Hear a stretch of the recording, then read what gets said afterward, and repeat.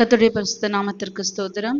இந்த நாள்லயும் கூட கர்த்தருடைய வசனத்தை தியானிக்கும்படியாய் கர்த்தர் அடியனுக்கு பாராட்டின தயவுக்காய் கர்த்தர் நன்றியோடு கூட துதிக்கிறேன், ஸ்தோத்திரிக்கிறேன்.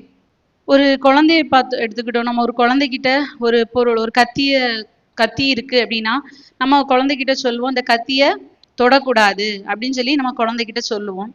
அந்த குழந்தை அந்த அந்த நம்ம சொன்ன பிறகு அந்த கத்தியை எடுத்து நம்ம சொல்லுவோம், நீ கத்தியை எடுத்திருக்க, கையில வெட்டிரும் அப்படின்னு சொல்லி குழந்தைய பயமுறுத்தி வைப்போம். அதையும் மீறி குழந்தை கத்திய கையில எடுத்துனா என்ன செய்வோம், நீ எவ்வளவு சொன்னாலும் கேட்க மாட்டியா அப்படின்னு சொல்லி அதை வந்து மிரட்டி உருட்டி அப்படி வைப்போம். அதையும் அது மிஞ்சி போகும்போது என்ன செய்வோம், இவ்வளவு சொல்லி நீ கீழ்ப்படியெல்லாம் என்ன செய்வோம், அடியை கொடுத்து கத்திய வாங்குவோம். என்னது செய்யக்கூடாதுன்னு சொல்லி அந்த குழந்தைக்கு என்ன கொடுப்போம், அடிப்போம், கண்டிப்போம். ஏன்னா கண்டிச்சாதான் பிள்ளை என்ன செய்யும், கேட்கும், கீழ்ப்படியுங்கிறதுக்காக என்ன செய்வோம், நம்ம குழந்தைய கண்டிப்போம். நம்முடைய வாழ்க்கையிலையும் கூட பாத்தீங்கன்னா அநேக தரம் நமக்கு ஏசப்பா நமக்கு வந்து எச்சரிப்பின் சத்தத்தை தர்றாங்க.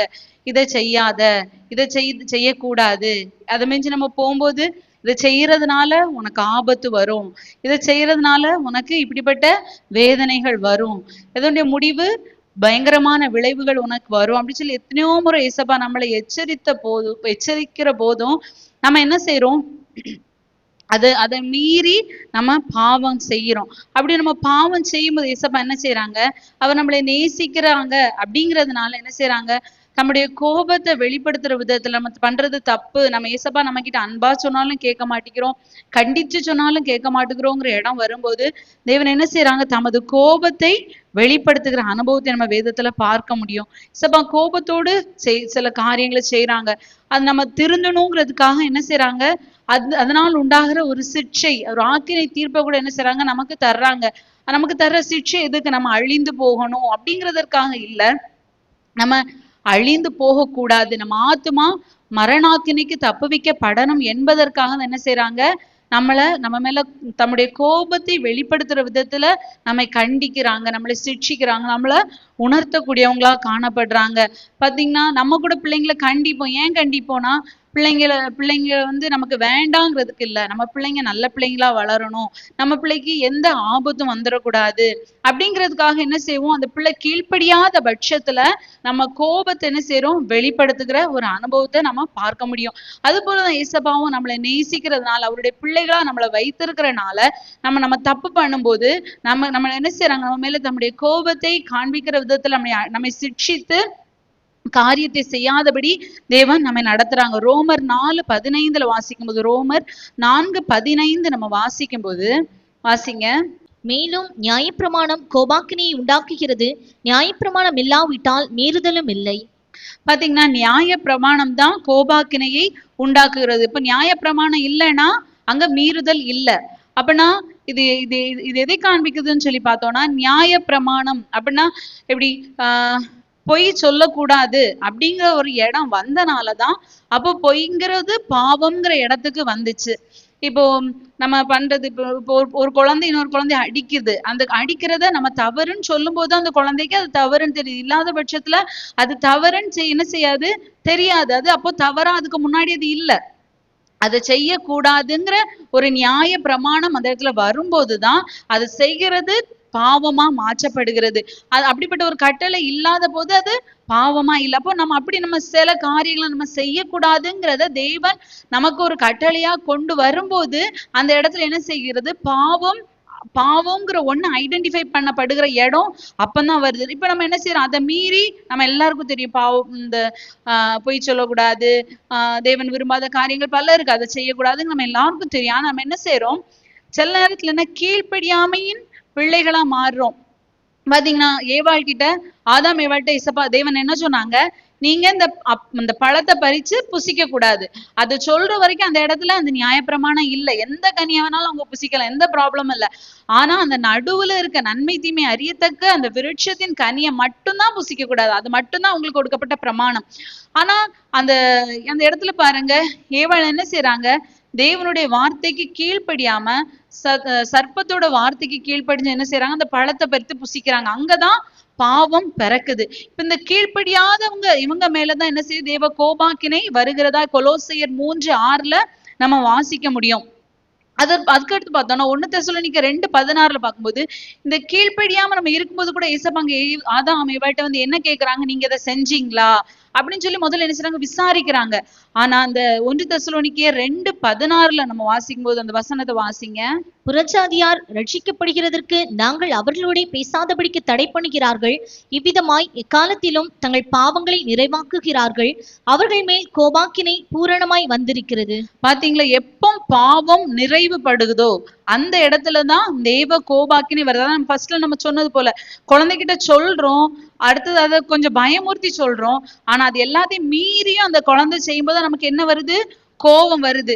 ஒரு குழந்தைய கொண்டு போய் ஒரு இடத்துல உட்கார வச்சுட்டு உட்காரு அப்படின்னு சொல்லிட்டு ஒரு அம்மா ஒரு பொருள் வாங்க போறாங்க. அந்த குழந்தை என்ன செய்யல, உட்காராம பின்னாடி ஓடி வரும்போது சொல்றாங்க, அங்க போய் உட்காருன்னு சொல்றாங்க. ஆனாலும் இந்த பிள்ளை கேட்காத பட்சத்துல என்ன செய்யறாங்க, அந்த இடம் சரியில்லை, பிள்ளை யாரும் பிடிச்சிட்டு போயிடக்கூடாது அப்படிங்கறதுக்கு என்ன செய்யறாங்க, உடனே அந்த பிள்ளை அடிச்சு கொண்டு போய் உட்காரு, இல்லைன்னா உன்னை என்ன பண்றேன் பாத்துக்கோ, நம்ம பயமுறுத்தி உட்காரும்போது அந்த பிள்ளை அந்த இடத்துல உட்கார். அப்படி இந்த பாவம் பூரணமாகும் போது, நிறைவா மாறும் போதுதான் தேவனுடைய கோபாக்கினை கூட என்ன செய்யுது, நம்ம மேல வருது.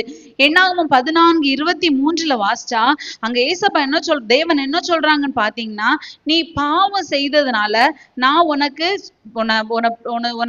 தருவேன்னு சொன்ன தேசத்துக்குள்ள நீ பிரவேசிக்க மாட்ட அப்படின்னு சொல்லிட்டு வாக்குத்தத்தம் பண்ணி புறப்பட்டு வந்த தம்முடைய ஜனத்துக்கிட்டே தேவன் என்ன சொல்றாங்க, நான் உனக்கு சொல்லி உன்னை கூட்டிட்டு வந்ததெல்லாம் சரிதான், ஆனா நீ எனக்கு கீழ்ப்படியல, அதனால நான் உனக்கு தரமாட்டேன்னு சொல்லி ஏசப்பா அந்த ஜனத்தை பயமுறுத்துறாங்க. சங்கீதம் 2:12 வாசிக்கும்போது வாசிங்க. சங்கீதம் 2:12 வாசிக்கும்போது, குமாரன் கோபம் கொள்ளாமலும் நீங்கள் வழியிலே அழியாமலும் இருக்கும்படிக்கு அவரை முத்தம் செய்யுங்கள். கொஞ்ச காலத்திலே அவருடைய கோபம் பற்றி எரியும். அவரை அண்டிக் கொள்ளுகிற யாவரும் பாக்கியவான்கள். பாத்தீங்கன்னா இங்க என்ன சொல்லப்பட்டது, குமாரன் கோபம் கொள்ளாமலும் நீங்கள் வழியிலே அழியாமலும் இருக்கும்படிக்கு அவரை முத்தம் செய்யுங்கள். இப்போ நம்ம கடந்து போகிற நம்முடைய வாழ்க்கை பயணத்துல தேவனுடைய கோபத்தினால் நம்ம அழிந்து போகாம இருப்பதற்கு நம்ம என்ன செய்யணும், அவரை முத்தம் செய்கிற அனுபவத்துல, தேவனை கிட்டி சேர்கிற ஒரு அனுபவம் நம்முடைய வாழ்க்கையில காணப்படும் போது தேவ கோபம் என்ன செய்யாது, நம்முடைய வாழ்க்கையில வராது. நம்ம இன்னைக்கு என்ன தியானிக்க போறோம்னா, இப்ப எல்லாருக்குமே உங்களுக்கு புரிஞ்சிருக்கும், தேவனின் கோபம் அப்படிங்கிற தலைப்புலதான் நம்ம இன்னைக்கு சத்தியத்தை தியானிக்க போறோம். தேவனுடைய கோபம் எப்படி இருந்தது, தேவன் கோபப்பட்ட போது மனுஷங்களுக்கு மத்தியில தேவன் என்னென்ன செயல்களை செஞ்சாங்க, அதாவது எப்படி கோபத்தை வெளிப்படுத்தினாங்க. நமக்கு கோபம் நம்ம என்ன செய்யறோம், குழந்தையா இருந்தா அடிச்சிடுறோம், கணவனாரா இருந்தா சண்டை போடுறோம், மனைவியா இருந்தா கூட சில கணவனார் என்ன செய்யறாங்க, அடிக்கிறாங்க, சிலர் சண்டை போடுறாங்க. இப்படிப்பட்ட அனுபவத்துல யாருங்கிற சூழ்நிலை பொறுத்து என்ன செய்யறோம், நம்முடைய கோபத்தை நம்ம வெளிப்படுத்துறோம். அடிக்கக்கூடிய பலன் உள்ளவங்களா இருந்தா என்ன செய்யறோம், அடிச்சிடுறோம்.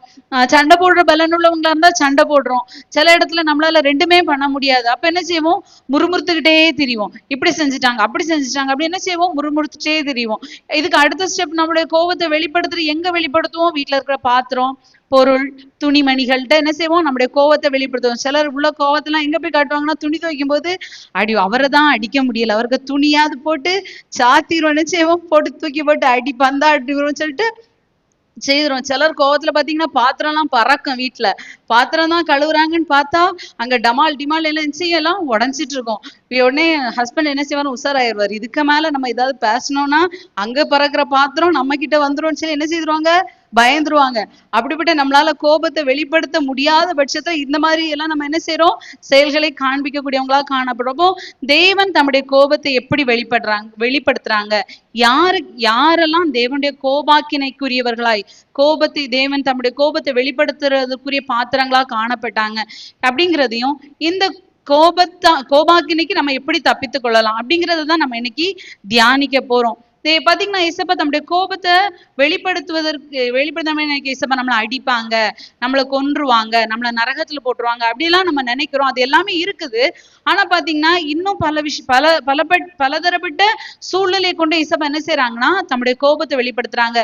உபாகமம் 11:17 வாசிக்கும் போது, உபாகமம் 11:17 வாசிக்கும் போது, இல்லாவிடில் கர்த்தருடைய கோபம் உங்கள் மேல் மூண்டு மழை பெய்யாமற் போகவும் தேசம் தன் பலனை கொடாமல் இருக்கவும் வானத்தை அடைத்து போடுவார். கர்த்தர் உங்களுக்கு கொடுத்த நல்ல தேசத்திலிருந்து நீங்கள் சீக்கிரத்தில் அழிந்து போவீர்கள்.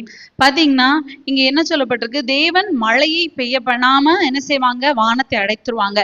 அப்ப நம்ம நல்ல மழை பெய்தாதான் நம்ம தேசம் எப்படி இருக்கும், செழிப்பா இருக்கும். நமக்கு பாத்தீங்கன்னா இந்த வருஷம் மழை குறைவு, அந்த சூடை நம்மளால என்ன செய்ய முடியல, தாங்க முடியல, ரொம்ப சூடு, முடியல செய்யறோம். சில நேரத்துல நம்மளால தாங்க முடியாம அப்படி பரானப்பட்டு நம்ம வருகிற ஒரு அனுபவம். என்ன ஃபேன் ஓடினாலும் சரி நம்மளால சூட தாங்கிக்கவே முடியல. இப்ப பாத்தீங்கன்னா கிளைமேட் கூட நல்ல மந்தகரமா தான் இருக்கு, ஆனா உஷ்ணம் ஜாஸ்தியா இருக்கு. இந்த மழை, இந்த கூராப்லாம் இல்லாத நாட்கள்லாம் நம்மளால தாங்கவே முடியல. ஏன்னா மழை பெய்யல. மழை பெய்யறதுனால ஒண்ணு பூமி செழிப்பாகுது, பூமியில வளர்ற செடி கொடிகள் தன்னுடைய பலனை கொடுக்க முடியுது. அது மாத்திரம் இல்ல, ஒரு நல்ல குளிர்ச்சியும் கூட அந்த மழை தருது.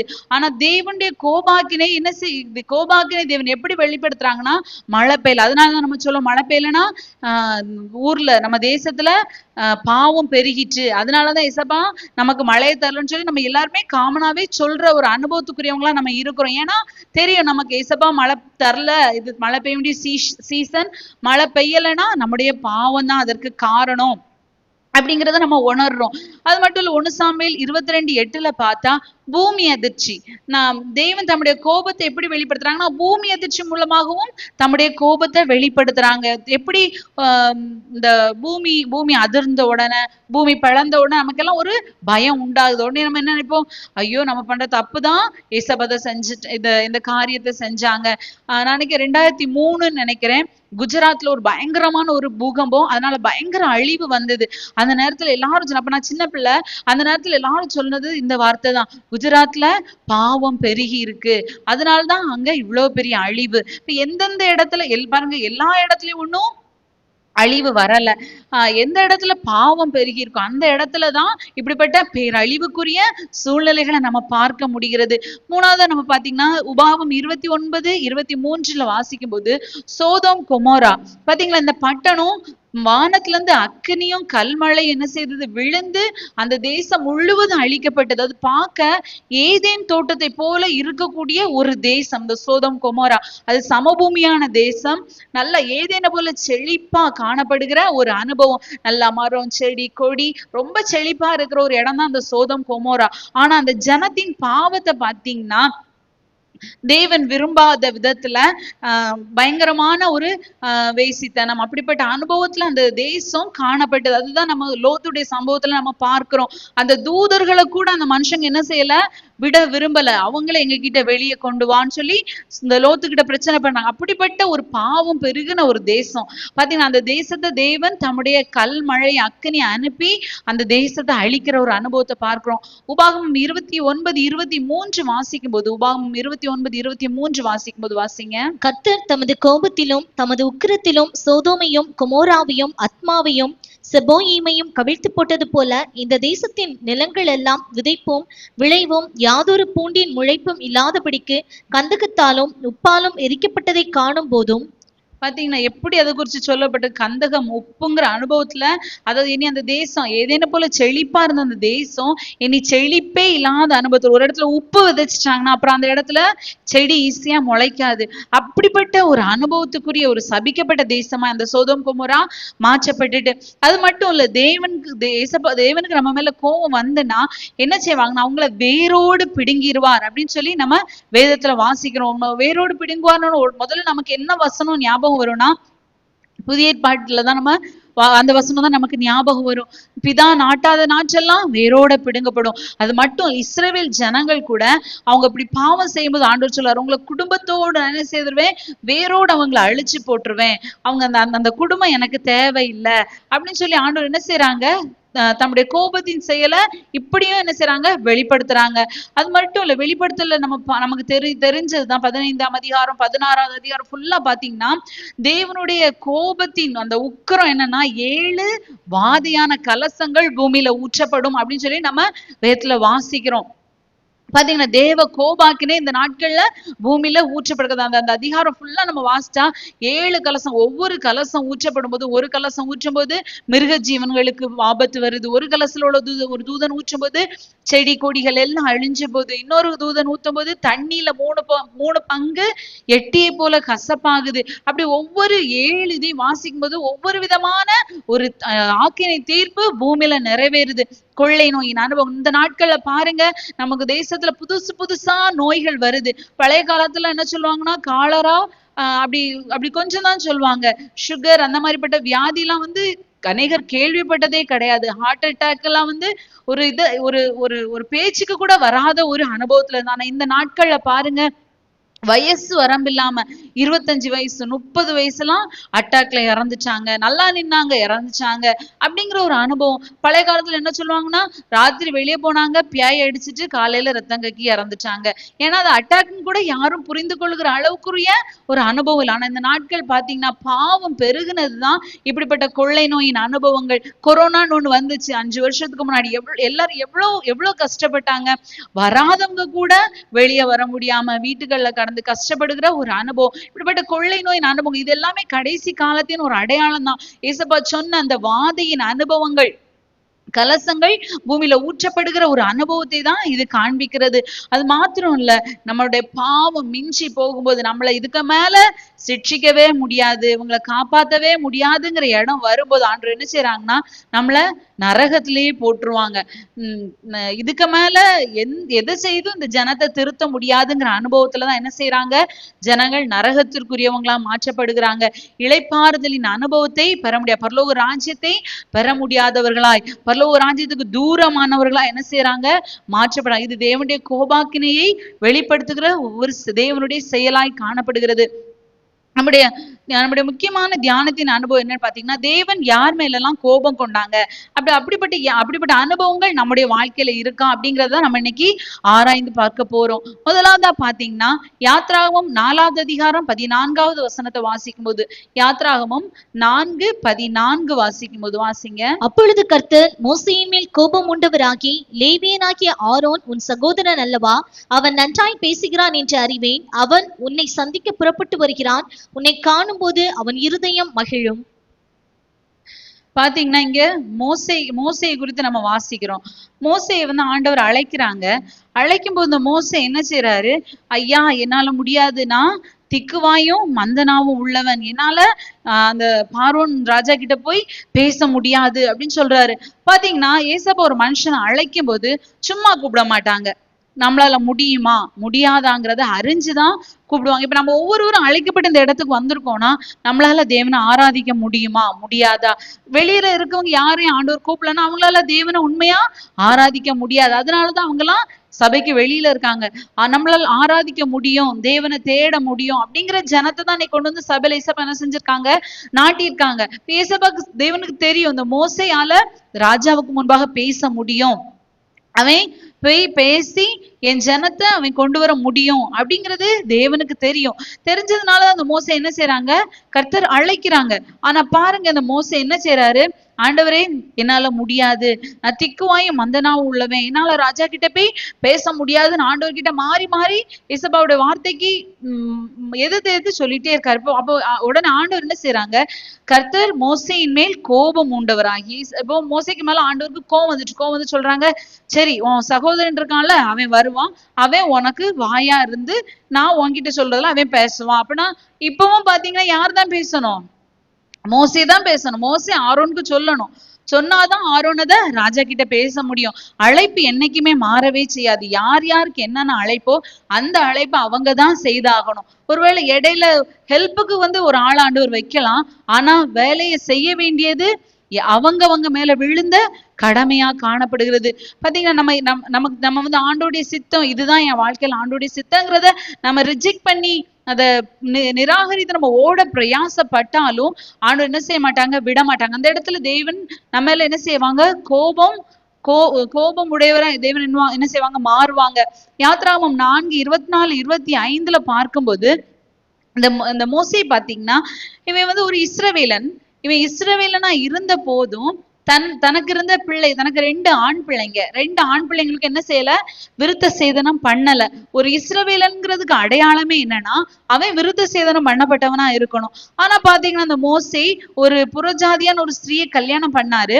கல்யாணம் பண்ணி அவருக்கு பிறந்த பிள்ளைங்களை என்ன செய்யல, விருத்த சேதனம் பண்ணல. இப்ப இவர் புறப்பட்டு வரும்போதுதான் இங்க ஒரு சம்பவம் நடக்குது.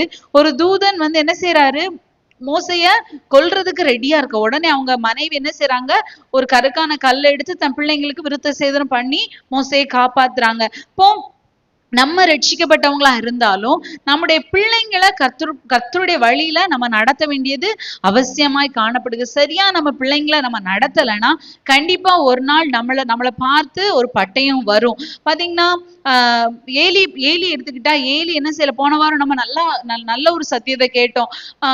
செத்த ஈக்கள்ங்கிற அனுபவத்துல பிள்ளைங்களை சரியா வளர்க்காதது செத்த ஈயின் அனுபவத்துல நம்முடைய ஜீவியத்தை நார பண்ணும் அப்படின்னு சொல்லி நம்ம கேட்டோம். பாத்தீங்கன்னா அந்த இடத்துல பிள்ளைங்களை நம்ம சரியா வளர்க்கல, பிள்ளைங்களை சத்தியத்துக்குள்ள நடத்தல, ரட்சிப்புக்குள்ள நடத்தல, கர்த்தர்பட்சமா நம்ம நடத்தலைன்னா அந்த பிள்ளைங்களுக்கு ஆக்கினை தீர்ப்பு வராது. ஆக்கினை தீர்ப்பு பெற்றோராகிய நம்ம மேலதான் வரும். இப்ப சபையை நாங்க சரியா நடத்தலைன்னா தேவ கோபம் எங்க மேலதான் வரும். தேவன் எங்க கிட்டதான் கணக்கு கேட்பாங்க. அதே போல பிள்ளைங்களை நம்ம ஒழுங்கா வளர்க்கலைன்னா பெற்றவங்க கிட்டதான் இசப்ப என்ன செய்வாங்க, கணக்கு கேட்பாங்க. ஏன் நீ உன் பிள்ளைங்களை சரியா நடத்தல, உன் பிள்ளைய ஏன் பட்சமா நடத்தல, ஏன் நீ அவங்க இஷ்டத்துக்கு அவங்கள போக விட்ட அப்படின்னு சொல்லி இசப்ப என்ன செய்வாங்க, நம்ம கிட்டதான் கணக்கு கேட்பாங்க. நமக்கு தான் ஆக்கினை தீர்ப்பு வரும். இப்ப பிள்ளைங்களை கரெக்டா கர்த்தர்பட்சம் நடத்த வேண்டியது நம்முடைய பொறுப்பு. அவன் கேட்கல, அவ கேட்கல, பிள்ளைகள் கீழ்ப்படியல அப்படின்னா அது பெற்றோருடைய குறைவுதான் அதற்கு காரணம். ஒண்ணு நம்முடைய ஜெபம் குறைவு, இன்னொன்னு பிள்ளைங்களை நம்ம சரியா கண்டிச்சு நடத்தாததுனாலதான் பிள்ளைங்க அப்படி செயல்படுறாங்க. நம்ம ஆண்டவருக்குள்ள கர்த்தரிடத்துல ஒப்பு கொடுத்து நம்ம பிள்ளைங்களை நம்ம வளர்க்கும் போது கண்டிப்பா என்ன செய்வாங்க, பிள்ளைங்களும் கர்த்தருக்குரியவர்களாதான் என்ன செய்வாங்க, காணப்படுவாங்க.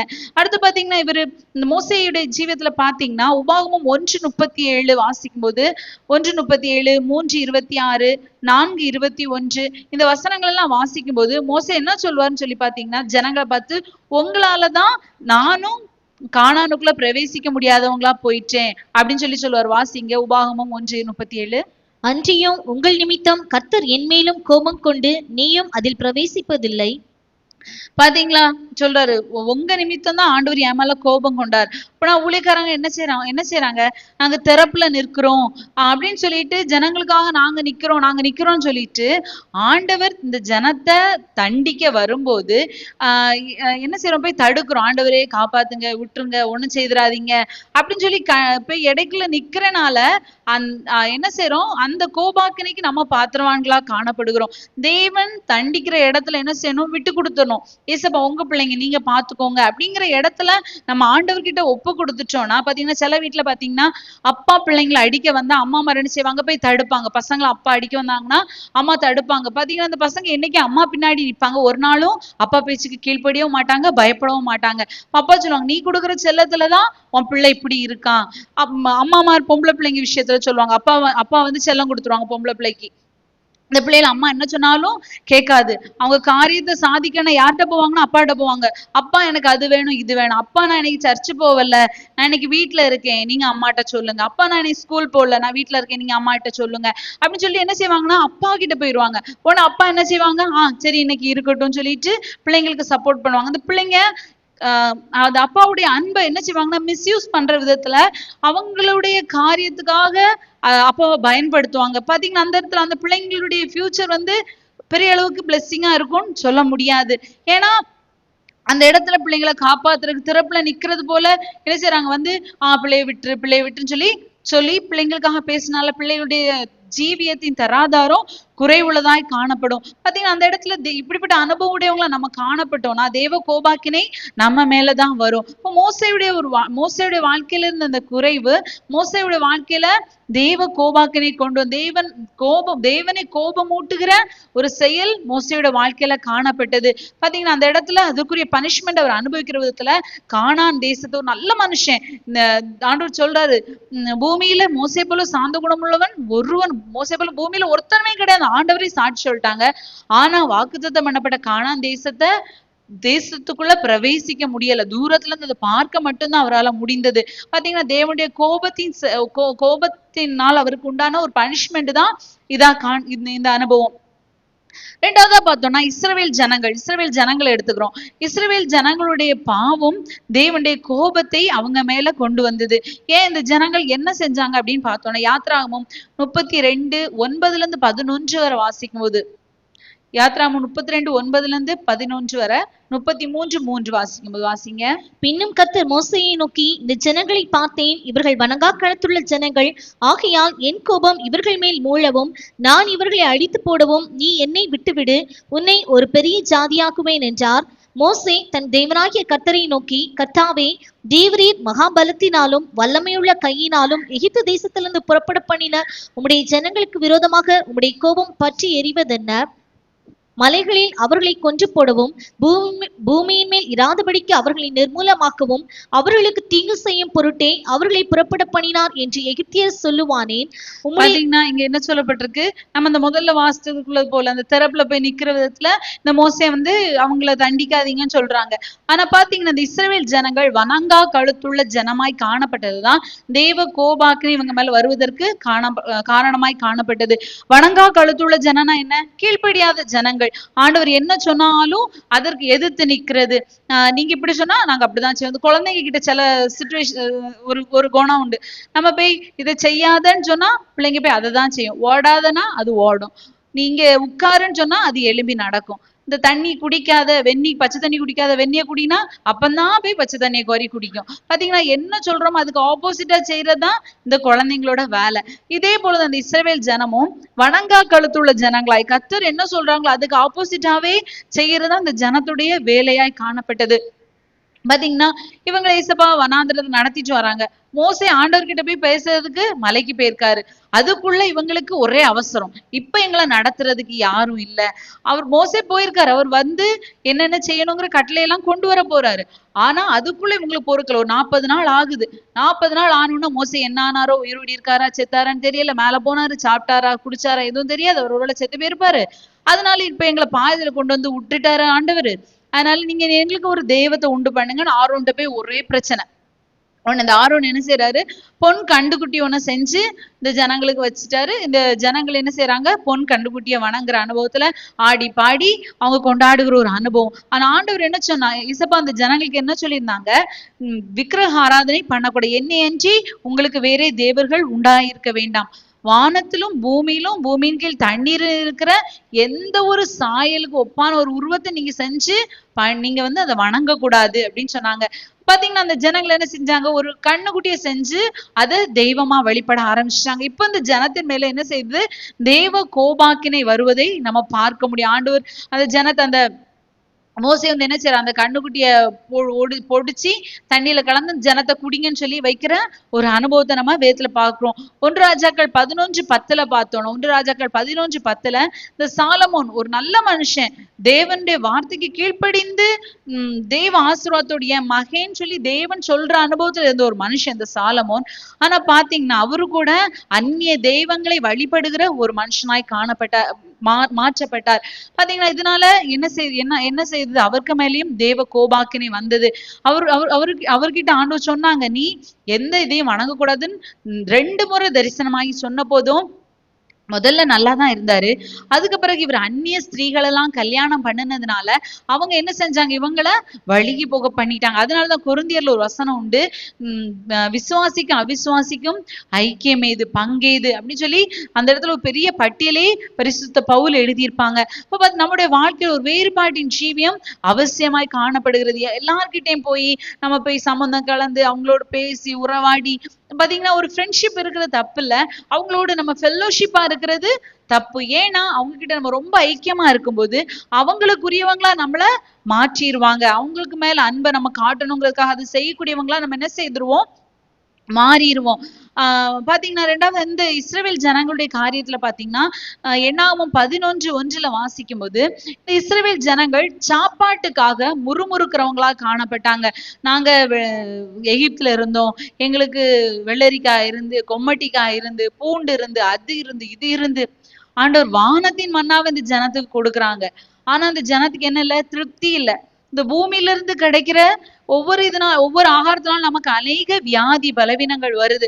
ஆனா பாத்தீங்கன்னா இவங்க வானத்தின் மன்னாவை புசிச்சதுனால இவங்க வஸ்திரம் கூட பழசாகல, பாதரிச்ச தேய்ந்து போகல. அவங்க சரீரத்துக்கு மட்டும் இல்ல, அவங்க சரீரத்துல போட்டிருந்த அந்த அவங்களுடைய வஸ்திரம் செருப்பு கூட நஷ்டப்படாத அளவுக்கு அந்த போஜனம் அவங்களுக்கு ஆரோக்கியமா காணப்பட்டு, ஆனா அவங்களுக்கு அதை விட மிச்சமா இறைச்சி வேணும் அப்படி இப்படின்னு சொல்லி என்ன செஞ்சாங்க, ரொம்ப முறுமுறுத்தாங்க.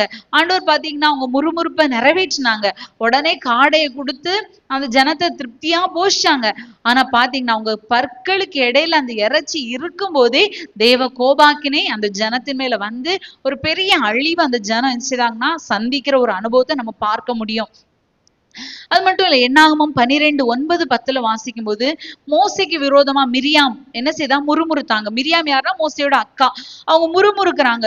முறுமுறுத்த போது அவங்களுக்கு என்ன உண்டாகுது, உடனே குஷ்டம், அவங்களுக்கு வெண்குஷ்டம் அவங்களுக்குள்ள அவங்க மேல உண்டானதுனால பாளையத்திற்கு புறம்பாக்கப்படுகிற ஒரு அனுபவம் உண்டாச்சு. பாத்தீங்கன்னா கர்த்தருடைய ஊழியக்காரங்களுக்கு விரோதமா, தேவ ஜனங்களுக்கு விரோதமாய் நம்ம என்ன செய்யக்கூடாது, முறுமுறுக்க கூடாது. மிரியாம் என்ன முறுமுறுத்தாங்கன்னா, கர்த்தர் மோசே கிட்ட மட்டும்தான் பேசுவாரா, எங்க கிட்ட பேச மாட்டாரா? ஏன் மிரியாம் ஒரு தீர்க்கதரிசி. பாத்தீங்கன்னா அவங்க அந்த மோசே சொல்றதை கேட்டுட்டு அமைதியா போயிருக்கலாம். ஒரு தம்பி, நம்ம தம்பி சொல்றாங்க நம்ம கேட்டுட்டு போயிருக்கலாம். ஆனா அதை கேட்க முடியாம முறுமுறுக்குறாங்க. என்கிட்ட அவர்கிட்ட மட்டும் தான் பேசுவாரா ஆண்டவரு, என்கிட்ட பேச மாட்டாரா, இவன் தான் பெரிய ஆளா, அப்படி இப்படின்னு சொல்லிட்டு பயங்கரமா அந்த மிரியாம் பண்றாங்க. இந்த நாட்கள்ல பாத்தீங்கன்னா அநேக இடங்கள்ல இப்படிதான் இருக்கு. என்ன அவங்க மட்டும் தான் இப்படி பேசுவாங்களா, அவங்க மட்டும் தான் சொல்லுவாங்களா, அவங்ககிட்ட தான் ஆண்டவர் இருக்காரு, அவங்க கிட்ட தான் பேசும். அநேக ஊழிய ஸ்தாபனங்கள்ல பாத்தீங்கன்னா இப்படிப்பட்ட அனுபவத்துலதான் போட்டி, பொறாமை, எரிச்சல் அப்படிப்பட்ட அனுபவங்கள்னால பாத்தீங்கன்னா அநேகர் அநேகர் இருக்கிறதா பெரிய இந்த ஊழியங்களை ஒரு சாபத்தை போல, இந்த ஊழியத்தின் வளர்ச்சி இல்லாத ஒரு அனுபவத்துக்கு ஏதுவா என்ன செய்யும், காணப்படுகிறத நம்ம பார்க்க முடியும். பாத்தீங்கன்னா கோராகு கூட்டம் கூட என்ன செய்தாங்க, மோசைக்கு விரோதமா முறுமுறுத்தாங்க. அவங்களுக்கு சம்பவித்தது என்ன, பூமி பிளந்து கோராகு கூட்டம் மாத்திர குடும்பம், அவங்களுடைய ஆடு மாடு, அவங்க கூடாரம் ஒட்டு மொத்தம் என்ன செய்துச்சு, அந்த கோராகு, அபியத்தாரு, தாத்தான்கிற அந்த 3 பேரோடைய மொத்த எல்லா சொத்து ப்ராப்பர்ட்டிஸ் என்ன செய்த மொத்தமா பூமிக்குள்ள எல்லாரும் உயிரோடையே போகிற ஒரு அனுபவம் உண்டானது. பாத்தீங்கன்னா அது மட்டும் இல்ல, இந்த இஸ்ரவேல் ஜனங்கள் என்னாகமம் 25:1-3 வரை வாசித்தோம்னா இவங்க இச்சையுடையவர்களாய் காணப்பட்டாங்க. வேறுபாட்டின் ஜீவியத்தை இழந்தாங்க. அதாவது இந்த பிழையாம் வந்தான், பிழையாமால இஸ்ரவேல் ஜனங்களை சபிக்க முடியல. சபிக்க முடியாத உடனே இவன் என்ன செய்யறான்னா ஒரு ஆலோசனை கொடுத்துட்டு போறான். அந்நிய ஸ்திரீகளை என்ன செய்ய, இவங்களுக்கிட்ட அனுப்புங்க. அப்ப இவங்க என்ன செஞ்சிருவாங்க, அந்த ஸ்திரீகளோடு பாவம் செய்திருவாங்க. அப்போ தேவ கோபம் இவங்க மேல வரும்னு சொல்லி அந்த பிள்ளையாம் பிளான் பண்ணி பாலாக் ராஜா கிட்ட சொல்லிட்டு போறான். ஏன்னா இந்த ஜனம் எதுல வீக்குங்கிறத அவன் இந்த பிள்ளையாம் கண்டுபிடிச்சிட்டாரு. பாத்தீங்கன்னா இந்த அதே போல அவங்க என்ன செய்யறாங்க, அவங்களுடைய ஸ்திரீகளை அனுப்புறாங்க. இந்த இஸ்ரவேல் ஜனங்களுக்கு தெரியும் அந்நிய ஸ்திரீகளோடு நம்ம சேரக்கூடாது, அந்நிய ஸ்திரீயை நம்ம விவாகம் பண்ணக்கூடாது அப்படிங்கிறது எல்லாம் தெரியும். தெரிஞ்ச போதும் இவங்க அந்த காரியத்தை செஞ்சதுனால தேவ கோபாக்கினை என்ன செய்தது, இந்த ஜனத்தின் மேல வந்தது. நம்ம முதல்ல பார்த்து ஒரு வேறுபாட்டின் ஜீவித்தை நம்ம என்ன செய்யக்கூடாது, நஷ்டப்படுத்தக்கூடாது. ஏன்னா பிள்ளையாம் சொல்றான், ஜாதிகளோடு கலவாமல் தனித்து வாசம் பண்ணுகிற ஜனம், இவங்க வேறுபட்டு வாழ்றவங்க, யாரு கூட இவங்க கலக்க மாட்டாங்க அப்படிங்கிற ஒரு நல்ல ஒரு சாட்சிக்குரிய ஜனம் தான். ஆனா பாத்தீங்கன்னா அவங்களுடைய வீக்னஸ் என்ன ஆச்சுது, அவங்களுடைய அந்த வேறுபாட்டின் ஜீவியத்தை, அவங்களுடைய பிரதிஷ்டை, அவங்களுடைய தீர்மானத்தை நஷ்டப்படுத்துகிற ஒரு அனுபவம் தேவ கோபத்தை கொண்டு வரக்கூடியதாய் காணப்பட்டது. அது மட்டும் இல்ல, இவங்களை பாத்தீங்கன்னா 25:10-12 வாசிக்கும் போது தேவன் நடத்துகிற பாதைகள்ல இவங்க உத்தமமா பின்பற்றல. ஏசப்பா நடத்துகிற வழிகள்ல முறுமுறுத்து முறையிட்டு என்ன இப்படிதான் நடக்கணுமா, இதுதான் செய்யணுமா அப்படின்னு சொல்லிட்டு அவங்களுக்குள்ள ஒரு திருப்தி இல்லாத அனுபவத்துல என்ன செஞ்சாங்க, காணப்பட்டாங்க. யோசுவாவும் காலேபும் பாருங்க, அவங்க 2 பேரும் பத்தி மட்டும்தான் ஆண்டவர் சொல்லுவாங்க, இவங்க என்னை உத்தமமாய் பின்பற்றினார்கள். அதனால அவங்க 2 பேரும் தான் என்ன செஞ்சாங்க, கானான் தேசத்துக்குள்ள போனாங்க. வேற யாருமே இஸ்ரவேல் எகிப்துல புறப்பட்ட ஜெனரேஷன்ல புதுசா பிறந்த பிள்ளைங்க தான் கானானுக்குள்ள போனாங்க. அதுல பழைய ஆட்கள்னு சொன்னா யோசுவாவும் காலேபும் மட்டும்தான் போனாங்க. ஆரோன் கூட பாத்தீங்கன்னா அந்த ஜனத்தை சரியா நடத்தாததுனால ஒரு பெரிய நியாய தீர்ப்பு வந்துச்சு. ஆகான் அவன் ஒரு இஸ்ரவேலன் தான். அவனுக்கு ஆண்டவர் எல்லாருக்கும் ஒரு கட்டளை கொடுக்குறாங்க, எரிகோவுக்கு நீங்க விரோதமா யுத்தம் பண்ண போகும்போது அதுல இருந்து சாபத்தீட்டான எந்த பொருள், எரிகோல இருந்து எந்த பொருளையும் எடுக்கக்கூடாது. ஏன்னா அந்த பொருள் எல்லாம் சாபத்தீட்டானது, அதனால இதை எடுக்கக்கூடாதுன்னு சொல்லுவாங்க. ஆனா அந்த ஆகான் மட்டும் பாருங்க, கொள்ளையிலே நேர்த்தியான பாபிலோனிய சால்வை, பொற்பாலம், வெள்ளி எல்லாத்தையும் எடுத்துட்டு வந்து ஒளிச்சு வச்சிருக்கான். ஆண்டவர் அவ்வளவு சொன்ன போதும் அது சாபத்தீட்டான பொருள், அதை எடுத்துக்கொண்டு வந்து ஒளித்து வைத்ததுனால ஆகானுடைய குடும்பமும் சாகிற ஒரு கல்லெறிந்து கொல்லப்படுகிற ஒரு அனுபவத்தை நம்ம பார்க்கிறோம். இப்படி இஸ்ரவேல் ஜனங்களுக்குள்ள இருந்த ஒரு வணங்கா களத்தின் அனுபவம், அதுதான் இது எல்லாத்தையும் உள்ளடக்குது. இதெல்லாம் சேர்ந்துதான் இந்த ஜனங்கள் வணங்கா கழுத்துள்ளவங்களா, கீழ்ப்படியாதவங்களா இவங்க காணப்பட்ட காரியத்தை நமக்கு வெளிப்படுத்தி, இந்த அனுபவம் தேவ கோபாக்கினையை நம்முடைய வாழ்க்கையில கொண்டு வரும். நம்ம தேவனுக்கு விரோதமா முறுமுறுக்கிறது, கீழ்ப்படியாம இருக்கிறது, ஊழியக்காரங்களை எதிர்த்து நிற்கிறது, தேவன் உலகத்தின் பொருட்கள் நமக்குரியது கிடையாது. பாத்தீங்கன்னா நம்ம கன்வென்ஷனுக்கு வந்த பாஸ்டர் ஒரு வார்த்தை சொல்லுவாங்க, நமக்கு துணி கடைக்கு போனோம்னா நிறைய துணி இருக்கு, எல்லா துணியும் நமக்குரியது இல்ல, நமக்குரிய துணியை தான் நம்ம வாங்கிட்டு வரோம். இருக்கிற செருப்பெல்லாம் நம்ம போடுறதுக்குரிய செருப்பு இல்ல, நமக்கு தகுதியான செருப்பு தான் நம்ம போடணும். இப்போ அப்படிப்பட்ட அனுபவத்துல நம்ம என்ன செய்யணும், மீதி எல்லாமே சாபத்தீடான காரியம். இந்த குட்டி குட்டி ட்ரெஸ் எல்லாம் நம்ம பிரதர்லாம் எவ்வளவோ சொல்றாங்க, எவ்வளவோ சொன்ன பிறவும் நம்மளால சிலருக்குள்ள என்ன செய்ய முடியல, மாற்ற முடியல. இந்த நாய்வால் நிமித்தின கதைன்னு சொல்லுவாங்க. சர்ச்சைக்கு வரும்போது நல்ல அம்மை அடக்கமா வரும், ஆனா வெளியே போய் பார்த்தாதான் தெரியும், கல்யாண வீட்டுக்கு போய் பார்க்கும்போது தெரியும், நல்லா லிப்ஸ்டிக்கு அது இது மேக்கப்லாம் போடுறது, ட்ரெஸ்ஸிங் சென்ஸ்ல வித்தியாசமா இருக்கிறது எல்லாத்தையும் வெளியில நம்ம போனாதான் என்ன செய்யும், பார்க்க முடியும். அப்படிப்பட்ட அனுபவத்துல நம்முடைய வாழ்க்கை காணப்படுகிறது தான் சாபத்தீடான காரியத்தை நம்ம எடுத்துக்கொள்கிறதற்கு அடையாளமா காணப்படுது. அப்படி இப்படிப்பட்ட காரியங்களை நம்ம செய்கிறவங்களா நம்ம காணப்பட்டா நாமும் வணங்கா கழுத்துள்ள இந்த இஸ்ரவேல் ஜனத்தை போலதான் காணப்படுகிறோம்.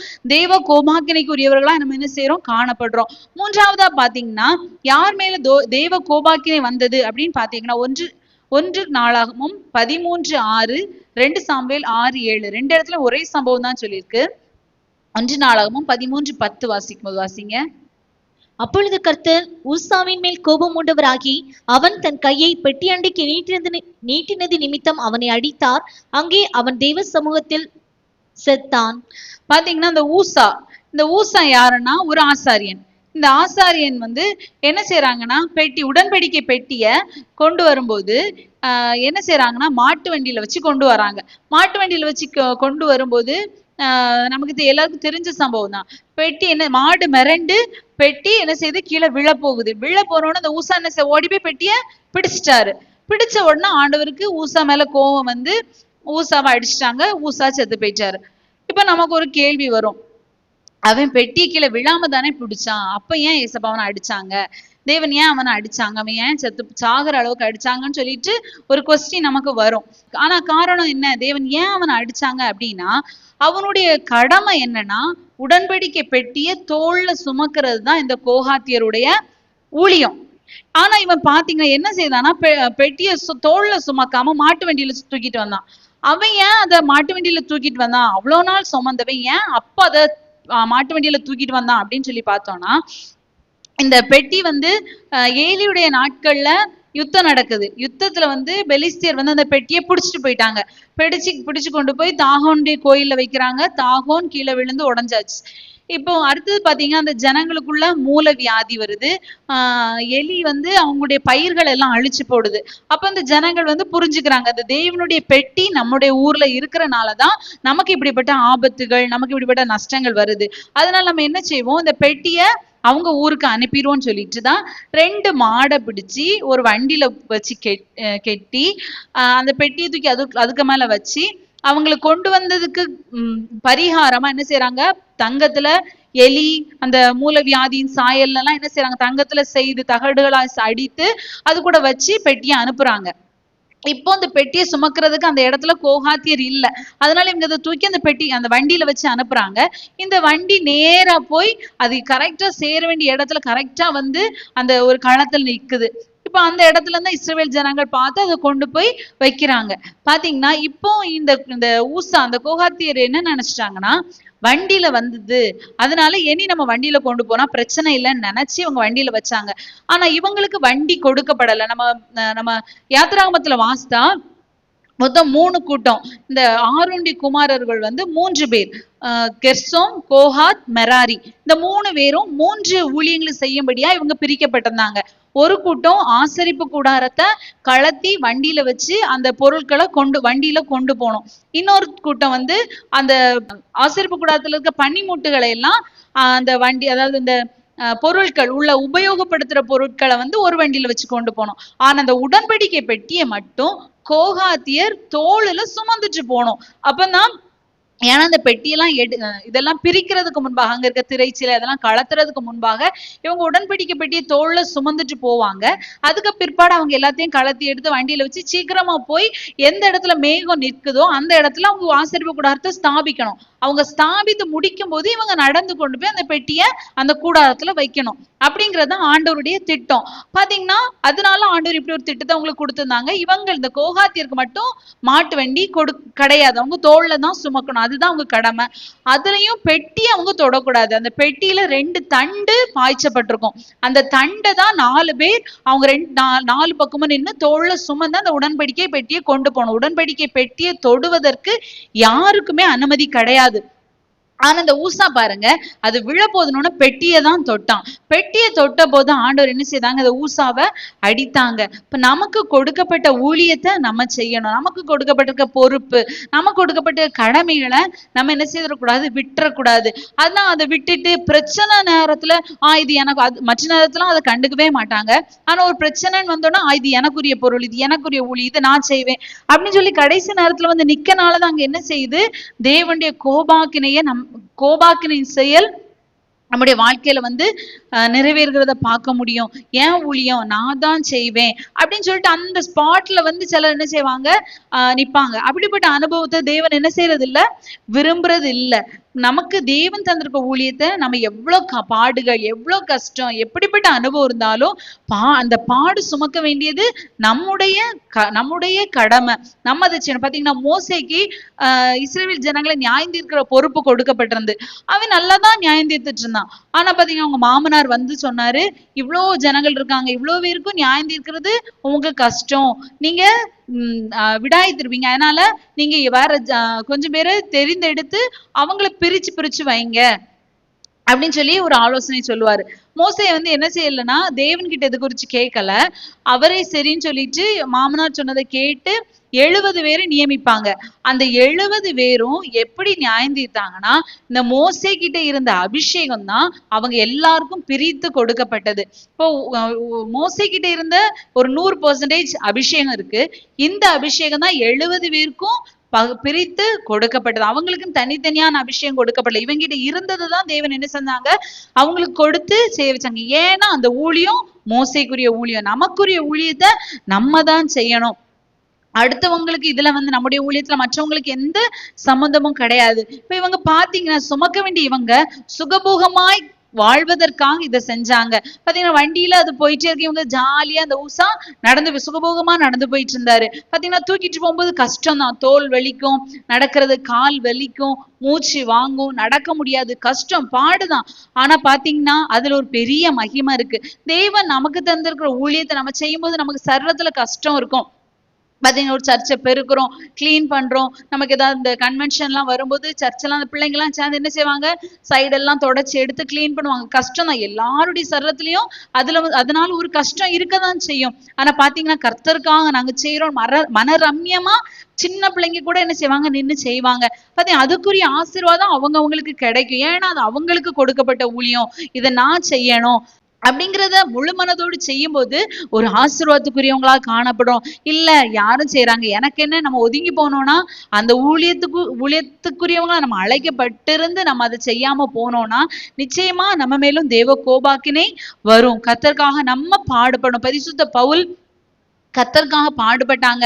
அவர் சொல்றாரு, எல்லாரும் அதிகமா பிரயாசப்பட்டேன், நான் அல்ல, எனக்கு அளிக்கப்பட்ட கிருபையே. அப்ப நான் தான் நிறைய வேலை செய்யறேன், நான் தான் என் வீட்டுல இவ்வளவு வேலை செய்ய வேண்டியிருக்கு, நான் தான் இவ்வளவு கஷ்டப்பட வேண்டியிருக்கு, நான் தான் இவ்வளவு பாடுபட வேண்டியிருக்கு. நாம என்ன செய்யக்கூடாது, முறுமுறுக்க கூடாது. அது நமக்கு கொடுக்கப்பட்ட ஒரு கடமை, நமக்கு கொடுக்கப்பட்ட ஒரு பொறுப்பு. அதற்கான கிருபையை தேவன் நமக்கு தந்திருப்பாங்க. இப்போ நம்ம சந்தோஷத்தோடு செய்யும் போது நம்ம ஆசீர்வதிக்கப்படுவோம். பாத்தீங்கன்னா தேவனுடைய கடமை, இந்த பூமியெல்லாம் தேவன் உண்டாக்குனாங்க, அது தேவன் வேற யாருக்கிட்டையுமே கொடுக்கல, இது நான் தான் செய்யணுங்கிறத இசபா ஒவ்வொரு இதையும் பார்த்து செஞ்சாங்க. அதனால இன்னைக்கு வரைக்கும் தேவனுடைய படைப்பை கண்டுபிடிச்சு முடிக்கவே இல்லை. கடலின் ஆழத்தை இன்னும் கண்டுபிடிக்க முடியல, வானத்தின் அனுபவத்தை யாரும் இன்னும் கண்டுபிடிக்க முடியல, பூமியின் ஆழத்தையும் இன்னும் கண்டுபிடிக்க ஆராய்ச்சி பண்ணிட்டே இருக்காங்க.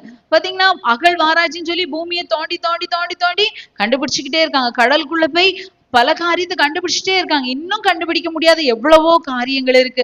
அமேசான் காடுன்னு சொல்றாங்க, அதற்குள்ள ஒரு அளவுக்கு மேல இன்னும் மனுஷங்க போக முடியல. எவ்வளவோ டெக்னாலஜி வளர்ந்துச்சு, ஆனா இன்னும் முடியல. ஏன்னா அது தேவனுடைய படைப்பு.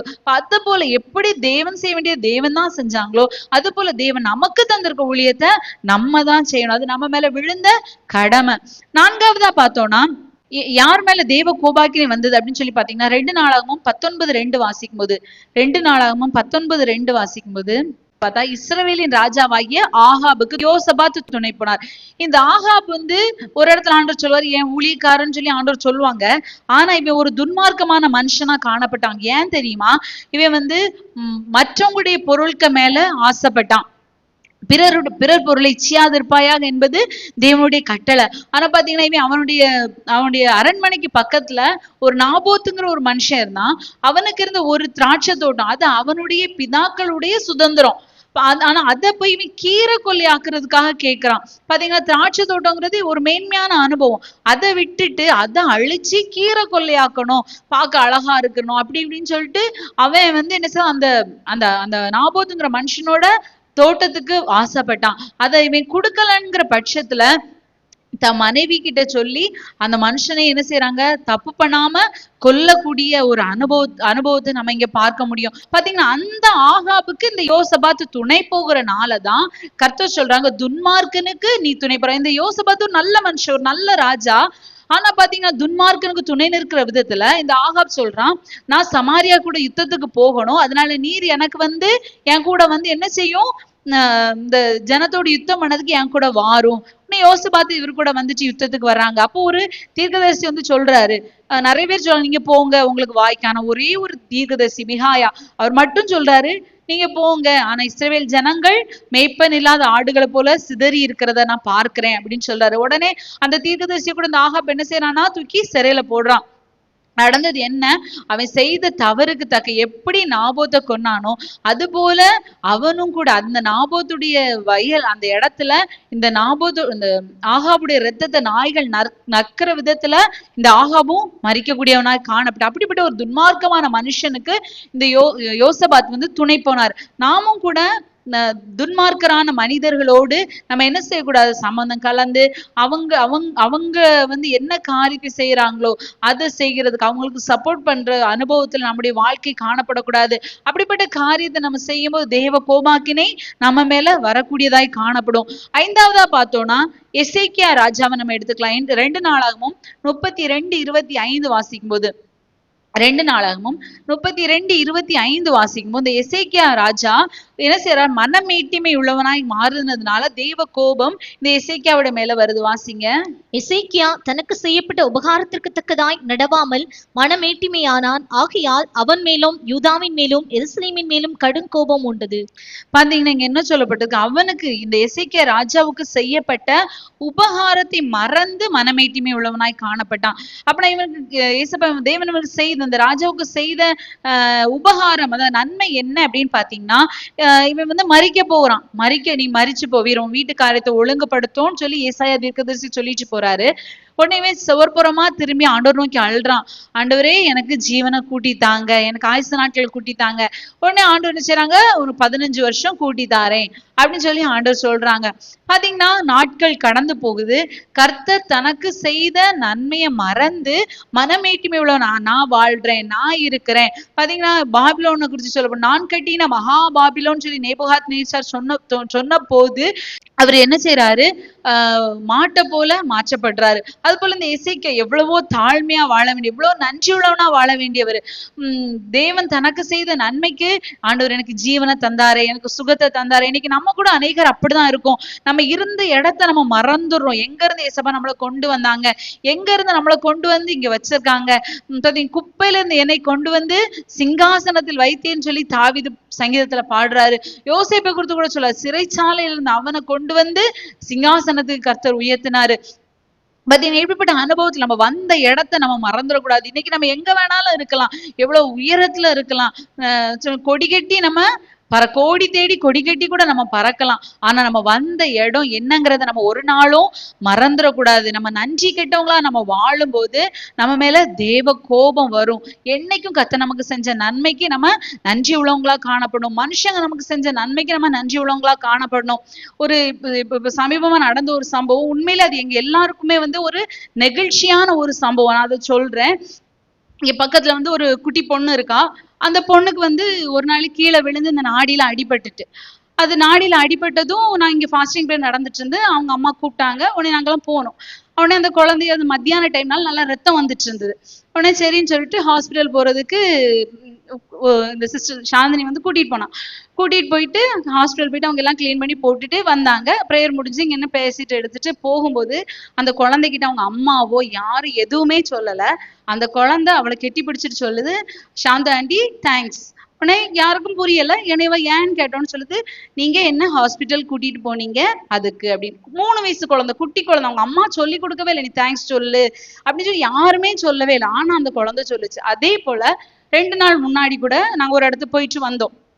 அந்த குழந்தை கார்ல இருந்து இறங்கின உடனே அதே போலதான் சொல்லுச்சு, தேங்க்ஸ். அப்பவும் அதே மாதிரி கேட்கறோம், ஏன் தேங்க்ஸ் சொன்னேன்? அது நீங்க என்ன தூக்கிட்டுலாம் போனீங்க, என்ன கூட்டிட்டுலாம் போனீங்க அப்படின்னு. அப்புறம் சர்ச்சுக்குள்ள வந்து ப்ரேயர் பண்ணிட்டு வெளியே போகும்போதும் அனிதா சிஸ்டரை பார்த்து இப்படி கை இப்படி பண்ணி அப்படி நல்ல பிளெயின் கிஸ் மாதிரி கொடுத்துட்டு, அனிதா ஆண்டி தேங்க்ஸ் அப்படின்னு சொல்லிட்டு அடுத்து தாண்டி போய் நந்தினி ஆண்டி தேங்க்ஸ் சொல்லி போச்சு. ஏன்னா நீங்க என்ன கூட்டிட்டு போனீங்க அப்படின்னு. பாத்தீங்கன்னா அவ்வளவு பெரியவங்க வந்தாங்க, யாரும் அந்த வார்த்தையை சொல்லல. ஆனா ஒரு குட்டி பிள்ளை, அந்த பிள்ளைகிட்ட யாரும் சொல்லியும் கொடுக்கல. இப்ப நம்ம எவ்வளவு பெரியவங்களா இருக்கோம், நமக்குள்ள அப்படிப்பட்ட ஒரு நன்றி இருக்கா, தேவன் நமக்கு செஞ்ச அனுபவத்துல நமக்கு நன்றி இருக்கான்னு தெரியல. ஆனா குட்டி பிள்ளை 3 வயசுதான் ஆகுது. அந்த குழந்தை யாரும் சொல்லி கொடுக்காம அதுக்கு அது அது சந்தோஷப்படுற விதத்துல, அதுக்கு கஷ்டமான நேரத்துல அந்த குழந்தைக்கு ஹெல்ப் பண்ணதுனால அந்த குழந்தை அந்த சூழ்நிலை முடியும் போது ஸ்பாட்ல கூட சொல்லல, சரிங்க அப்படின்னு சொல்ல கரெக்ட். அந்த சிச்சுவேஷன் முடிஞ்சு நம்ம பிரிஞ்சு போறோம், இப்ப நம்ம தேங்க்ஸ் சொல்லணுங்கிறத அந்த குழந்தை சொல்றது உண்மையில இங்க எல்லாருக்குமே ஒரு நிகழ்ச்சியா இருந்தது. இந்த குட்டி பிள்ளை இப்படி செய்யுது. இப்ப அந்த குழந்தைகிட்ட இருந்து நம்ம வந்து கற்றுக்கொள்ள வேண்டிய ஒரு அனுபவம் இருக்கு. நம்ம எவ்வளவு நன்றி உள்ளவங்களா நம்ம இருக்கோம், நம்ம ஏசப்பா நமக்கு செஞ்ச நன்மைக்கு எத்தனை நாள் நம்ம நன்றி சொல்லியிருப்போம் அப்படின்னா குறைவுதான். தேவன் நம்மளுக்கு தந்திருக்கிற அனுபவத்துக்கெல்லாம் நமக்கு வந்து நன்றி சொல்லிட்டே இருக்கணும். நம்ம 1 நேரம் 2 நேரம் நன்றி சொல்றதுக்குரிய அனுபவம். ஒவ்வொரு நாள் தேவன் நம்மளை காப்பாற்றுறது, நம்மளை போஷிக்கிறது, நமக்குரிய சூழ்நிலைகளை தேவன் நம்மளை நடத்துறது, எவ்வளவு ஆபத்துல இசப்பா நம்மளை விலக்கி காக்குறது, எவ்வளவு மனுஷருடைய கண்ணிகள், சத்ருவின் மறைவான கண்ணிகளுக்கு இசப்பா நம்மளை விலக்கி பாதுகாக்கிறாங்க. நம்மளுடைய தேவைகள் ஒரு இக்கட்டான சூழ்நிலையா இருக்கும், யாருமே நமக்கு ஹெல்ப் பண்ண முடியாது. அப்படிப்பட்ட இடத்துல இசப்பா நம்மளை பாதுகாக்கிறது, நமக்கு அந்த இடத்துல உதவி செய்யறது, அதெல்லாம் நம்ம ஒவ்வொரு காரியத்தை நம்ம நினைச்சா நமக்கு நன்றி சொல்ல வார்த்தையே போதாது, நாட்கள் போதாது.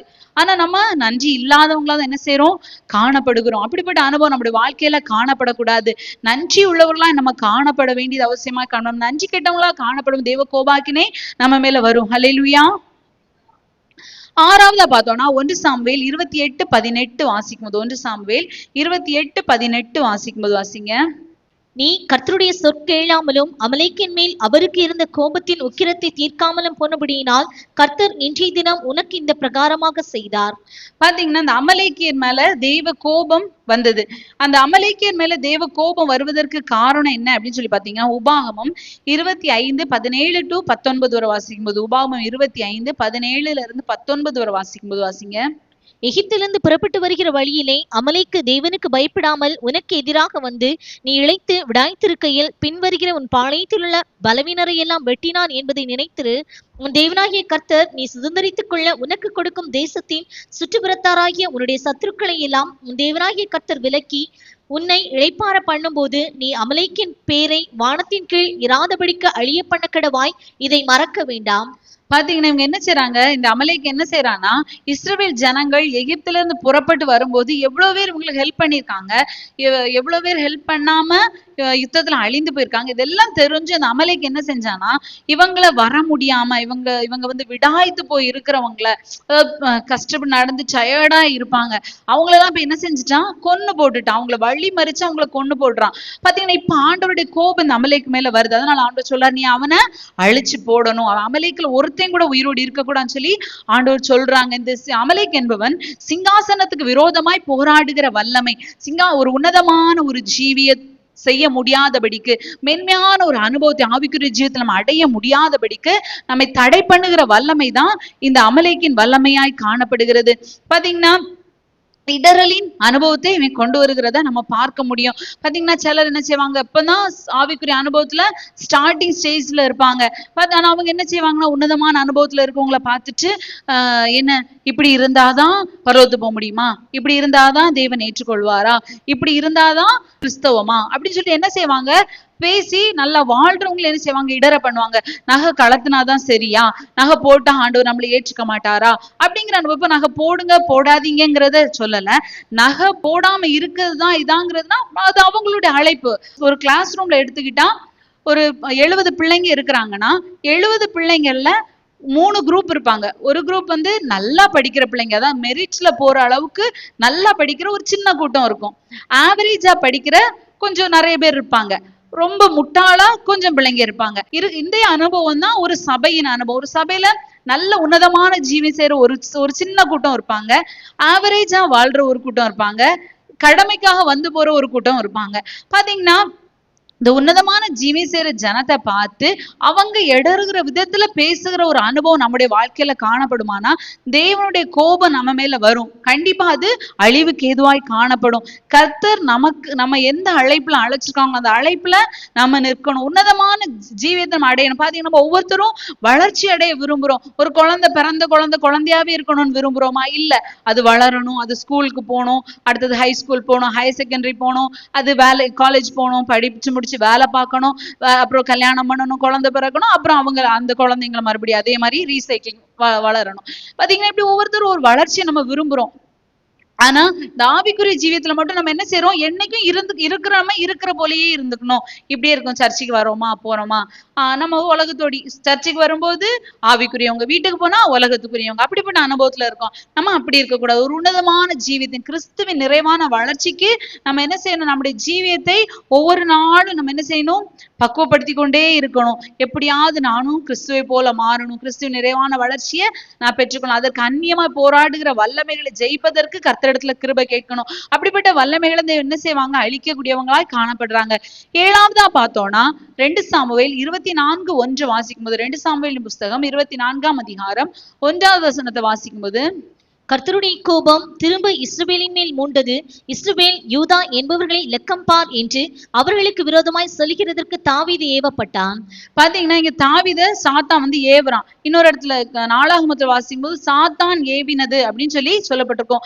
இஸ்ரவேலரை லெக்கம் பார்க்கும்படியா இந்த தாவீது ஏவப்பட்டான். இப்ப இந்த தாவீது லெக்கம் பார்க்க இஸ்ரவேல் ஜனத்தை லெக்கம் பார்க்கிறது வந்து தேவ கோபாக்கினை கொண்டு வச்சு. இந்த தாவீது லெக்கம் பார்க்கும்போது லெக்கம் பார்க்கும்படியாய் தன்னுடைய படைத்தளபதிகள் தன்னுடைய சேவர்களை கூப்பிட்டு சொல்லும் போது யோவாப் சொல்றாரு, ராஜாவே வேண்டாம், நம்ம இப்ப நல்லா இருக்கோம், நம்ம ஜனங்கள் நல்லா இருக்காங்க, நிறைய பேர் இருக்காங்க, நம்ம லெக்கம் பார்க்க வேண்டாம்னு சொல்றாங்க. உடனே தாவீது சொல்றாரு, இல்ல நான் சொல்றத நீ கேளு, போய் லெக்கம் பார்த்துட்டு வான்னு சொல்றாங்க. இந்த யோவாப் சொன்னதை கேட்கல.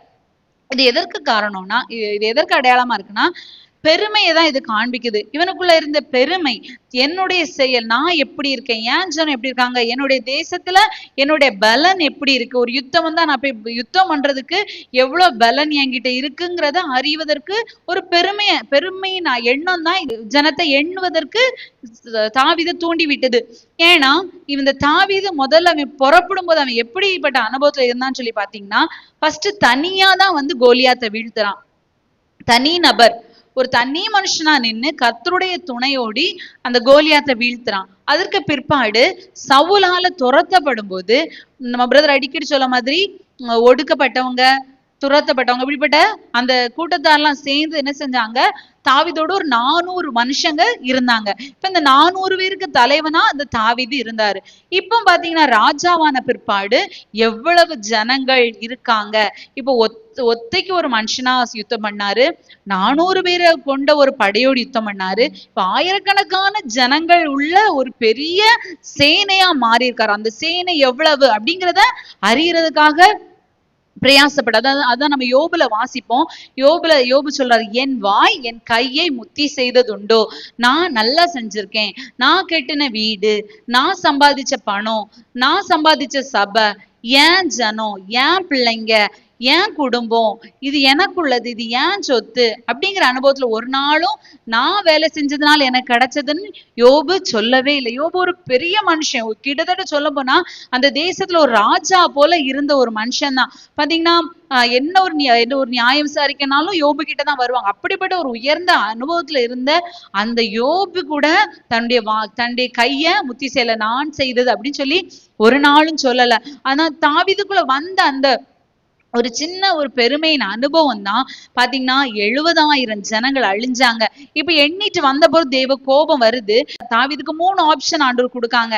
3 மாத யுத்தம், 3 வருஷம் பஞ்சம், 3 நாள் கொள்ளை நோய். 3 ஆப்ஷன் தாவீதுக்கு கொடுக்கப்படுது. அப்ப இவன் சொல்றாரு, தாவீது நான் கர்த்தருடைய கரத்துல விழுறேன்.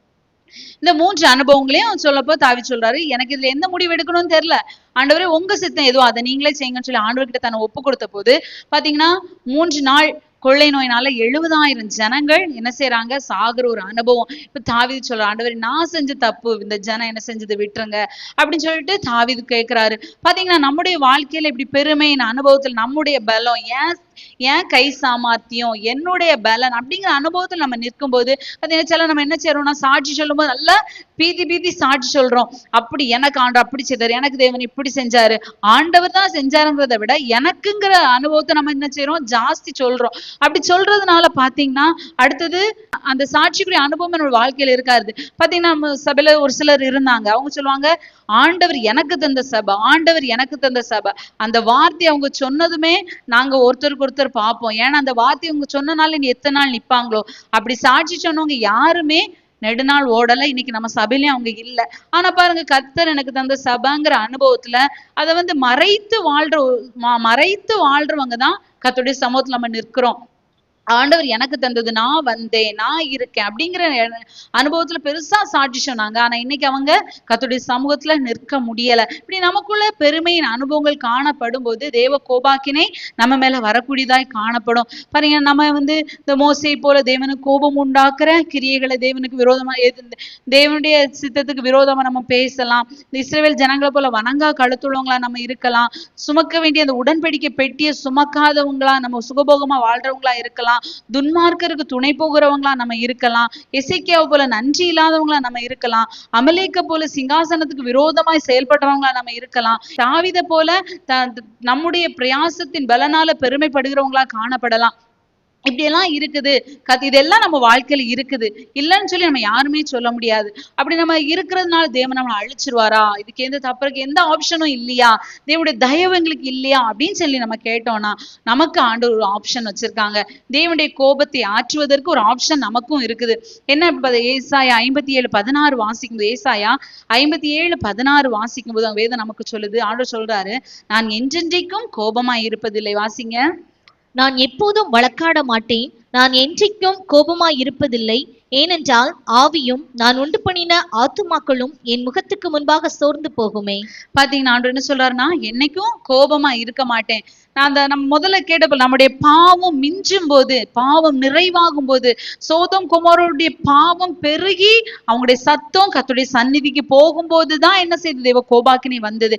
தேவன் என்றைக்கும் நம்ம மேல கோபமா இருக்க மாட்டாங்க. நம்முடைய பாவம் பூரணமாகும் போதுதான் தேவ கோபம் வரும். 1 தெசலோனிக்கர் 5:9 வாசிக்கும். 1 தெசலோனிக்கர் 5:9 வாசித்தீங்கன்னா, தேவன் நம்மை ரட்சிப்பதற்காக தான் நியமிச்சாங்க, நம்மளை அழிக்கிறதுக்காக. பாவம் செஞ்சுட்டான் இவனை அழிச்சிடணும் அப்படிங்கிறதுக்காக தேவன் நம்மளை நியமிக்கல. அந்த வசனத்தை வாசிங்க.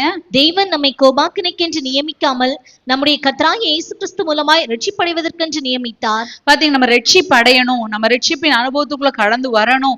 இந்த அனுபவத்துல இதெல்லாம் நான் செஞ்சிருக்கேன் இயேசுப்பா, நான் பெருமையா இருக்கேன், நான் நன்றி இல்லாதவனா இருக்கேன், வணங்கா கழுத்துள்ளவனா நான் இருக்கேன், என்ன சத்தியத்தை கேட்டாலும் கீழ்ப்படியாதவனா இருக்கேன், சாபத்திடானதை நான் வச்சிருக்கேன் அப்படிங்கிற அனுபவத்தை நம்ம மனசாட்சி நம்மள சொன்னாலும், ஏசப்பா நம்மள நியாய தீர்ப்புக்கு என்று ஒப்பு கொடுப்பதற்காக இல்ல, இந்த நியாய தீர்ப்புல நம்ம ரட்சிக்கப்படுவதற்காக தான் இந்த வார்த்தை ஏசப்பா நமக்கு தந்திருக்காங்க. அப்ப நம்ம எப்படி இதெல்லாம் நம்ம செஞ்சிருக்கோம், எப்படி ஏசப்பா கிட்ட இந்த மன்னிப்பை பெற்றுக்கொள்வது அப்படின்னா, என்னாகமம் 16:46-47 வாசிக்கும். என்னாகமம் 16:46-47 வாசிச்சா, தேவனுடைய கோபத்தை மாற்றுவதற்கு தூபம் இடணும்.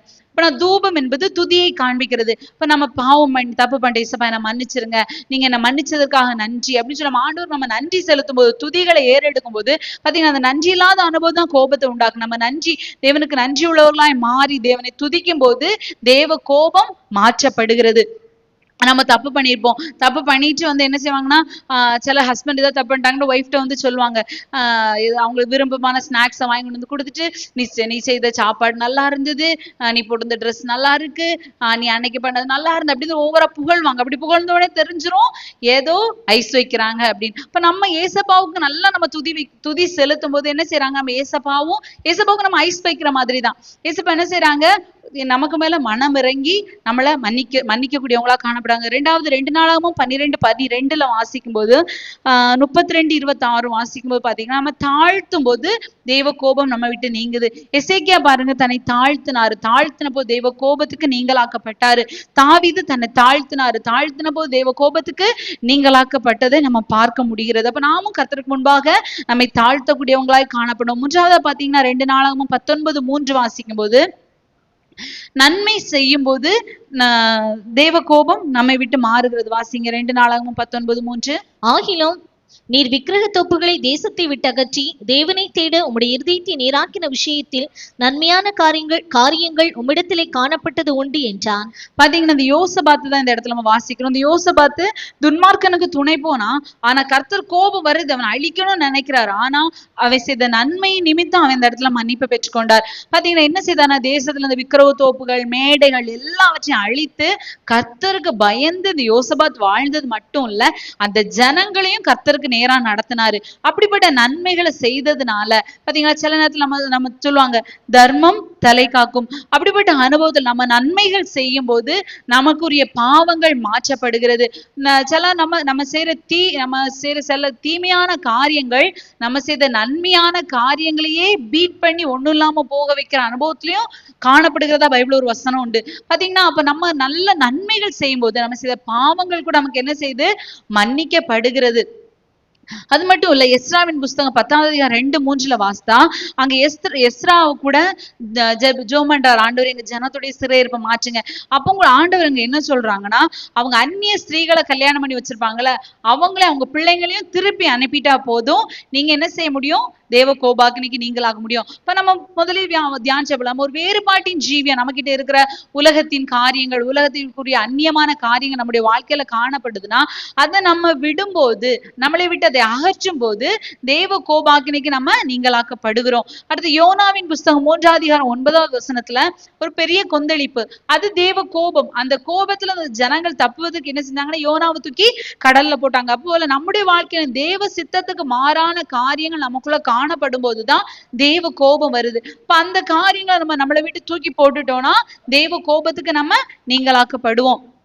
அது மட்டும் இல்ல, உபாகமம் 9:19-20 வாசிக்கும் போது தேவ ஊழியர்கள் நமக்காக ஜெபிக்கும் போது, விண்ணப்பம் பண்ணும் போது தேவ கோபம் நம்ம விட்டு நீங்குகிறது. பாத்தீங்கன்னா, மோசே என்ன செய்யறாரு, மிரியாமுக்காக ஜெபிக்கும் போது கர்த்தர் அவருடைய விண்ணப்பத்தை கேட்டு மிரியாமுக்கு விடுதலை கொடுக்கறாங்க. இப்போ நம்முடைய வாழ்க்கையில் நம்ம பாவம், ஏதாவது தப்பு, தேவனுடைய கோபத்துக்குரிய நம்ம காணப்படும் போது, நம்ம அதை அறிக்கை பண்ணும்போது ஊழியக்காரங்க நமக்காக ஜெபிக்கும் போது நம்ம என்ன செய்யறோம், அப்படிப்பட்ட பாவங்களுக்கு நம்ம நீங்களாக்கப்படுகிறோம். அதனால யாக்கோபுல ஒரு வசனம் சொல்லப்பட்டிருக்கு, சபையாருடைய ஊக்கமான ஜெபம் பிணியாளியை ரட்சிக்கும், அது மாத்திரம் அவனுடைய பாவத்துக்கும் பாவத்துல இருந்து அவனை அது மீட்கும் அப்படின்னு சொல்லி நம்ம அந்த இடத்துல வாசிக்க முடியும்.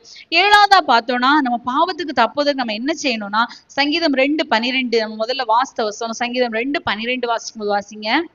குமாரன் கோபம் கொள்ளாமலும் நீங்கள் வழியிலே அழியாமலும் இருக்கும்படிக்கு அவரை முத்தம் செய்யுங்கள், கொஞ்ச காலத்திலே அவருடைய கோபம் பற்றி எரியும், அவரை அண்டிக் கொள்ளுகிற யாவரும் பாக்கியவான்கள். பாத்தீங்கன்னா, நமக்கு முன்பாக கொஞ்சம் காலம் தான் இருக்கு, தேவனுடைய கோபம் பற்றி எரிய போகிறது.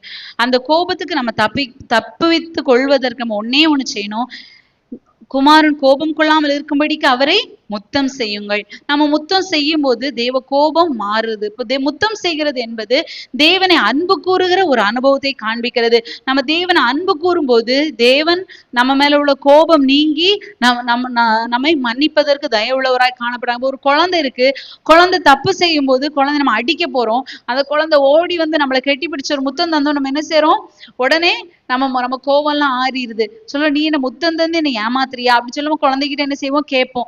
அது போலதான் நாமும் தேவனை முத்தமிடுகிற அனுபவத்துல தேவனை அதிகமா நம்ம அன்பு கூறும்போது, நேசிக்கும் போது நம்ம செய்த தவறு, பாவங்கள், குற்றங்கள், குறைவுகள் எல்லாமே நமக்கு மன்னிக்கப்படுது. ஒண்ணு என்னன்னா, நம்ம ஒருத்தங்களை நேசிக்கிறோம் அப்படின்னா அவங்க விரும்பாததை நம்ம செய்ய மாட்டோம், அவங்க என்ன விரும்புவாங்களோ அதை தான் செய்வோம். இப்ப நம்ம இயேசப்பா முத்தமிடுகிற அனுபவத்துல எல்லாரையுமே முத்தமிட மாட்டோம். யாரை நமக்கு பிடிக்குமோ அவங்களுக்கு முத்தம் கொடுப்போம். அப்ப அப்படிப்பட்ட அனுபவத்துல நம்ம தேவனை அதிகமா நம்ம நேசிக்கும் போது, இவர்கள் எல்லாரிலும் நீ என்னில் அன்பாய் இருக்கிறாயா, என்னில் அன்பு கூறுகிறாயா, இவள் என்னில் மிகவும் அன்பு கூர்ந்தாளே அப்படின்னு சொல்ற சாட்சியின் அனுபவத்துக்குரியவர்களாய் நம்ம தேவனை நேசிக்கும் போது தேவ கோபாக்கினைக்கு நம்ம தப்பக்கூடியவங்களாய் காணப்படுகிறோம். தேவனுடைய கோபாக்கினைக்கு தப்புவதற்கு தேவனை துதிக்கணும், நம்மை தாழ்த்தணும், நன்மை செய்யணும், தேவன் விரும்பாத காரியங்களை நம்ம விட்டு அகற்றணும், தேவ சித்தத்துக்கு மாறான காரியங்களை நம்மளை விட்டு மாற்றணும், தேவ ஊழியர்கள் நமக்காக ஜெபிக்கிற விதத்துல நம்ம காணப்படணும், தேவனை முத்தம் செய்கிற விதத்துல தேவனை அன்பு கூறணும். இப்படிப்பட்ட அனுபவங்கள் நம்முடைய வாழ்க்கையில காணப்படும் போது தேவ கோபாக்கினைக்கு நம்ம நீங்களாக்கப்படுகிறோம். நம்ம வாசித்தது போல நம்ம அழியாதபடிக்கு தேவனை முத்தம் செய்யும் போது தேவ கோபாக்கினைக்கு நீங்களாக்கப்பட்டு பரலோக ராஜ்யத்தை பெற்றுக்கொள்ளக்கூடியவர்களா நம்ம காணப்படுகிறோம். ஏசப்பா இந்த வசனத்தின்படி ஜீவித்த அவருடைய ராஜ்யத்துல காணப்பட கர்த்தர் நம்மை தகுதிப்படுத்துவாராக. ஆமென்.